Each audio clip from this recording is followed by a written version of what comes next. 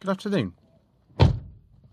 My name is Joseph Lloyd. I'm a huge fan of cars used in old television series, and I'm also an independent vehicle consultant. I find cars for people.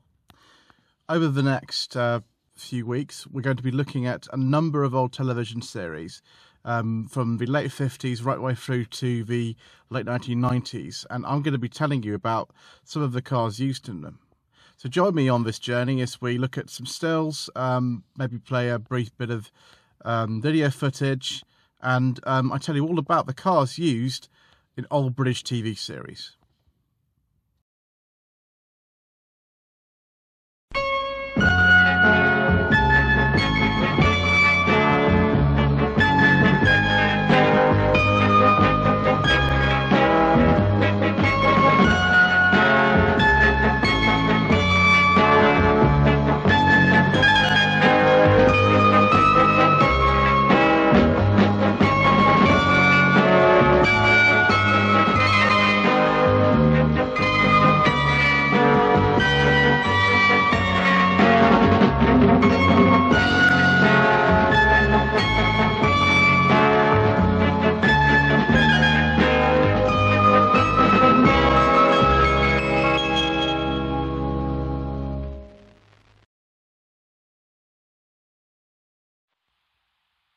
Before we start today and look at Randall and Hopkirk Deceased, I just want to say I have made a lot of episodes of cars on television before.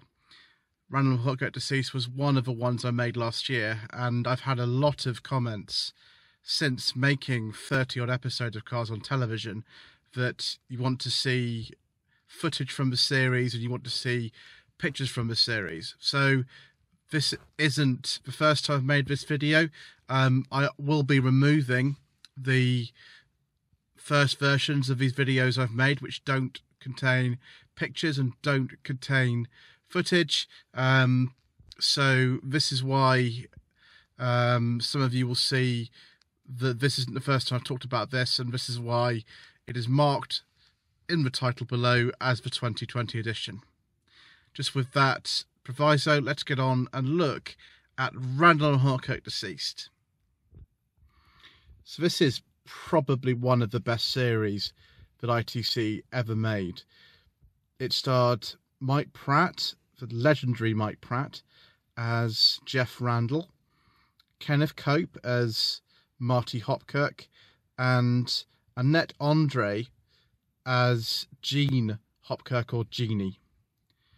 It was filmed between June 1968 and June 1969. There were 26 episodes made, and it was produced at Elstree Studios in Boreham Wood in Hertfordshire by Monty Berman. Script supervision was by Dennis Spooner, and many episodes were written by ITC stock writers of the time, people like Philip Broadley and Tony Williamson, and also the directors were people like Cyril Frankel, Jeremy Summers.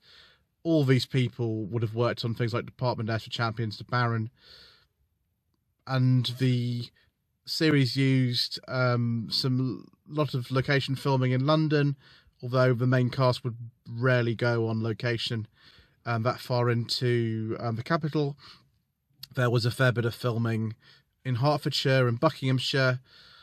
There was a lot of stock footage used. In fact, one episode is set in Monte Carlo, and of course it didn't go to Monte Carlo. ITC series so generally didn't. But it's not as badly made as some of the other ITC series are. The special effects made use of whatever technology was available at the time, which is literally if Marty Hopkirk needs to actually disappear for a particular reason, you just turn the camera off, get everyone to freeze, move him out of the way, and then just start the camera and get everyone to carry on as they were. And it's just like a jump cut, essentially. That's the cheapest way of making it. Sometimes they use the technique called Pepper's Ghost, but generally it was just that. And sometimes there were sort of things like fans which showed wind and other things, but the basic plot of Randall and Hopkirk Deceased is quite simple. Marty Hopkirk, who is a private investigator, working with his partner Jeff Randall in an agency in London. I think it's probably based in Soho. It's not quite clear. Is killed whilst coming home. He's been working on a case and was run over. He is killed, and obviously Jeff is very upset, and so is his widow, Jean. She inherits his little Minnie, but we'll talk about it in a bit. And Jeff realises the night of the funeral that Marty is a ghost, and he is stuck on Earth to wander around for 100 years. And apparently they are able to choose one particular person who can converse with them and see them, and only Jeff can see them. In the American version of Randall and Hopkirk Deceased, which was called My Partner the Ghost, the title sequence is different from the one you would have just seen, which was a later version actually of it. The American one is a little bit different. It's used on an earlier sort of edit, and he says, "Only you can see me, Jeff. Only you, Jeff." And that's a very, very famous saying from the series. I am not going to talk about the 2000-2001 version of Randall and Hopkirk Deceased, Reeves and Mortimer. It's like Diesel's or the Avengers 1998 film on my channel. We don't talk about those things. Is the original version of Randall and Hopkirk Deceased worth seeing these days? So it was broadcast about 50 years ago, and it's actually held up very, very well. Some of the humour is very dated. Some of the production values are not great, but Monty Berman was known for being very, very cheap. But it's actually very good. It's one of my favourite television series of all time. And I hope that many of you will be glad to hear that, because some of the series I talk about on this channel are terrible. This one is not terrible. It is brilliant. Get the box set. Support whatever ITC are doing and get into it if you want. It's worth saying before we start looking at the cars in more detail using Randall and Hopkirk Deceased that there'll be a lot of overlap between this and the episode that I filmed about the cars using Department S. Bear in mind, both these series use the same crews, a lot of the same directors, writers, production staff. They were made at the same time in the same studios by the same producer and the same script editor. So yeah, they also shared a lot of cars to save money too.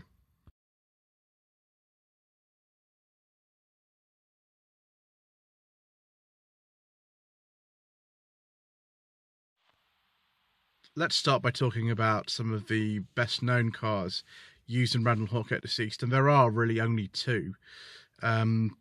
We've got the red Mini, BAP 245B, as the characters say, rather than 245, 245B. That car is still around. It's originally Monty Hopkirk's car, and indeed he drives it in 2 episodes, because in 1 episode's a flashback, so before he's dead. So when he's dead, obviously you can't drive anything. So he drives it in the first episode, which is called My Late Lamented Friend and Partner, and then in a later episode called The Ghost Talks. That is a 64 Mini Super Deluxe, and in the thumbnail that you would have seen, the back bumper's all bashed in. It's pretty bad, but you know, there we go. Then we have what is probably the car that's associated most with the series. It's a 1968 Vauxhall Victor 2000 SL RXD 996F. Now, it's used in Department S as well. Several characters drive it, but you hear it referred to by registration number many, many times in the series.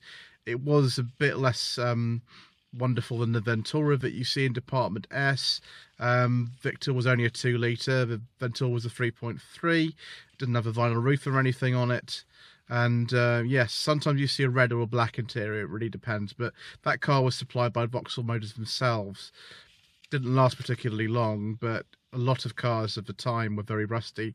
Vauxhalls had a reputation at the time for being very, very, very bad in terms of corrosion, and this car was no worse or any better than any other manufacturer, really.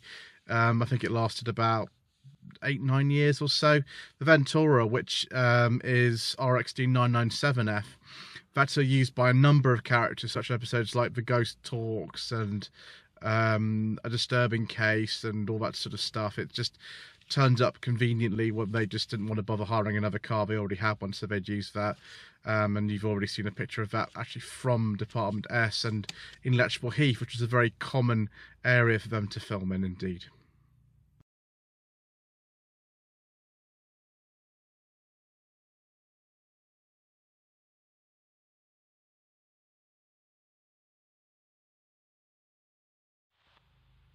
Other cars used in Department S were in All Work and No Play. Let me just get my words out right there.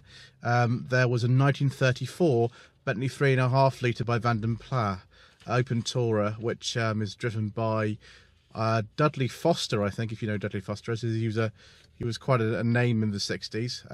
BXM514. I can't read my notes properly here. The 1959 Bentley S2 Continental Saloon by James Young, which appears in Department S as Peter Wyngarde, Jason King's car, was used in a number of Randall and Hopkirk Deceased episodes. In a couple of episodes, we see what I think is the closest guess I've got to its original plate, 11 PPO, although in another one, which is called, just for the record, you see it with a false plate HAL14, which is essential to the plot of the episode. Again, another car they use in Department S very frequently, also turns up in Randall and Hopkirk Deceased. Likewise, the 1966 Ford Galaxy, used in When the Spirit Moves You. That was also used in the Department S episode of The Man from X. One of the most common cars you'll see in Department S, as opposed to the lead main cars, I missed out this last time, is a Ford Zephyr police car. Now, this appears around Hopkirk Deceased in something like 7 episodes. It's everywhere. It's a 67 Ford Zephyr 6 deluxe police car, PXD 976F, but it's in everything. Episodes I can remember: Who Killed Cock Robin, also A Sentimental Journey. I could just go on, there's loads. Let's talk about some cars actually which only make one appearance in the series.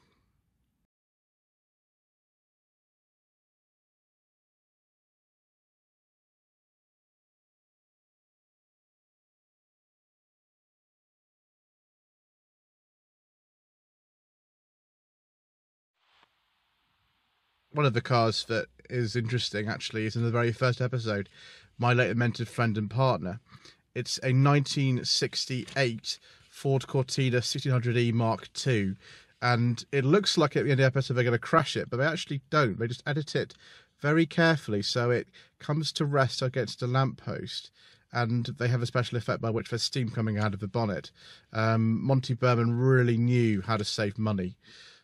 In A Sentimental Journey, which is one of the sort of early episodes to be filmed, but was released quite late on in the series in terms of broadcast order, because they're all mixed up. They didn't broadcast the series in the order they made them at all, actually. There's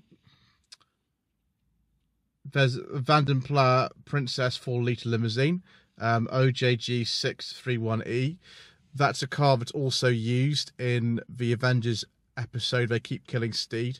They were both filmed about sort of July, August 1968. That's probably why they appear in the same place. In the last episode they filmed, as far as I know, which is called Somebody Just Walked Over My Grave, they use another Vanden Plas Princess 4-litre. Please don't kill me if I say Vanden Plas wrong. I'm not getting into arguments in the comments about that. This one's actually a hearse. It's 772 CYV. The car that actually knocks down Monty Hopkirk in the title sequence of Randall and Hopkirk Deceased, so it's probably in some ways the most common car you actually have seen, because it's in every title sequence. It's a 1965 Humber Super Snipe EHP 416C. Now that looks suspiciously like a Roots Group fleet plate of some description, but whether it's a press car, I don't know. A little bit old for the series. It was made in 1968 and 69, and this is 65, so who knows. Another car that I'm very fond of in the series is a 1967 Triumph GT6. Now, this one's driven by Sue Lloyd, who was Cordelia Winfield in The Baron. When we talk about The Baron in another episode, we'll go into more detail about her. But the GT6 that she has, it looks like it's rusty, and it's about a year old or something. It's crazy. But it's just, I think it's just dirty. That's HBK 171E, definitely not a press car or anything. BK is a local plate actually to where I'm from, down in Hampshire. I think that's a Southampton plate actually, or Portsmouth one. Yeah, so there's some nice cars, but there's not as many nice cars actually in Randall and Hopkirk Deceased as in Department S. So we're going to go into the last section now. I haven't talked about all the cars that featured in the series. I'd be here all day, but these are just the ones that stand out to me.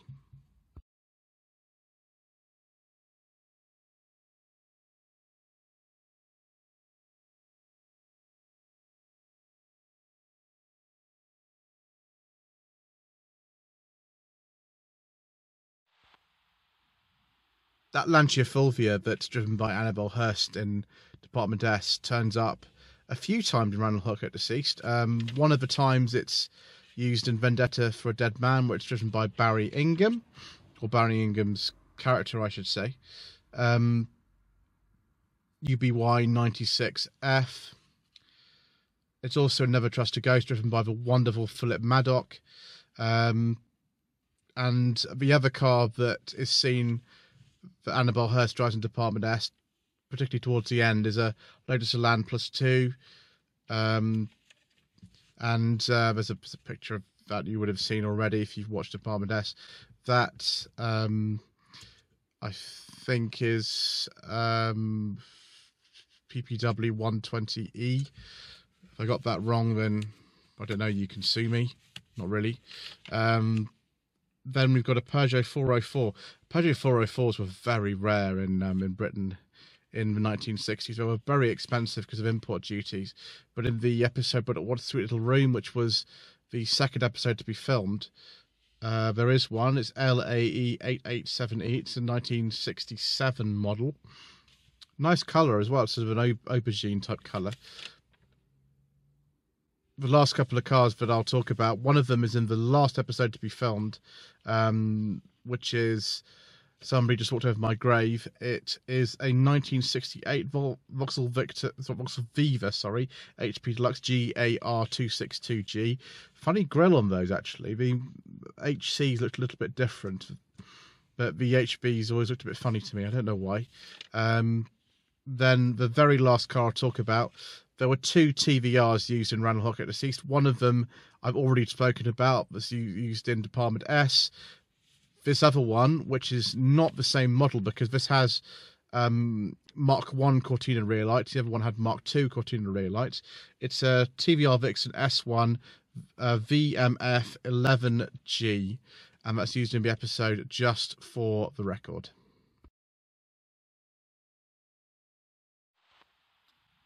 So, as I've said, Department S is probably not as famous as Randall and Hopkirk Deceased. Randall and Hopkirk Deceased is a top quality series from the 1960s. It's probably in the top 3 of my favourite series of all time. My favourite series is The Avengers, and I've got multiple episodes about the cars used in The Avengers actually on my channel, although one of them I still have to record. One of them is on there, and that is really close in terms of how much I like them. It's very good. The acting's superb. The cars are relatively interesting.